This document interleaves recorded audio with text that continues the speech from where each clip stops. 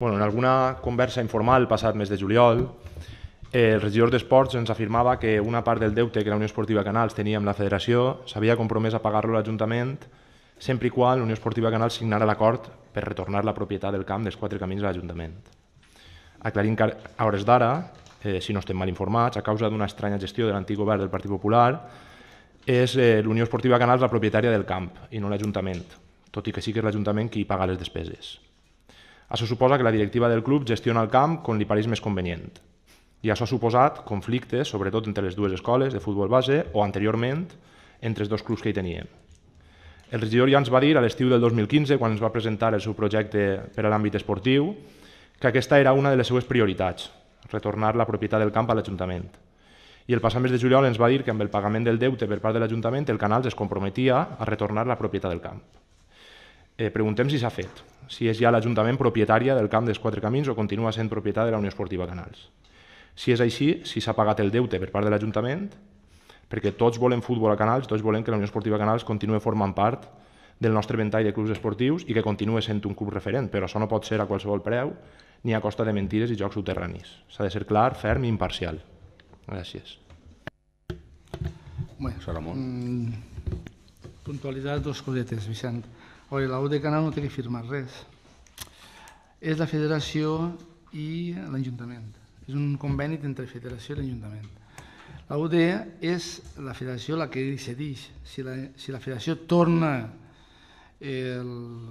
la municipalitat al poble del camp, evidentment és l'Ajuntament després el que gestionarà una cosa o l'altra. Per tant, la UD no té que firmar bé. La deuta de la UD sí que és la que tenim el compromís de pagar-la sempre i quan es faci per federació esta firma. Evidentment, la federació és la que li cedeix el camp a la UD i és la que gestiona i la que és la titular per a l'ús i manteniment del camp. Una volta dit això, el problema que tenim nosaltres és el pagar a nosaltres, no podem pagar nosaltres a la federació, té que ser a través de la UD, això sí que és de veres.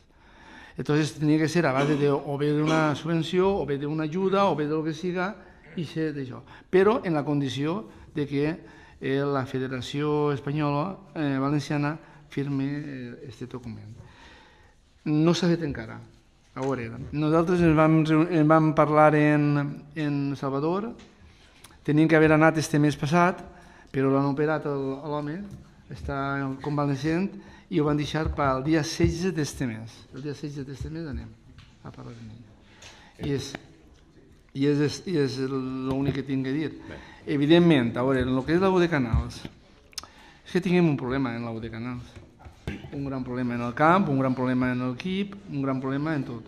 Que nosaltres sí que volem que es mantinga, però no a costa del que dius tu. És a dir, nosaltres tenim que ser clar. Nosaltres vam estar parlant en la directiva, l'alcalde i jo, perquè no n'hi haguera ninguna manipulació d'una qüestió que ja està n'hi haguent alguna, valga la redundància aquesta, que nosaltres anem a ajudar al Canals en el que li toca, en la subvenció. Bé, Ramon. Vale?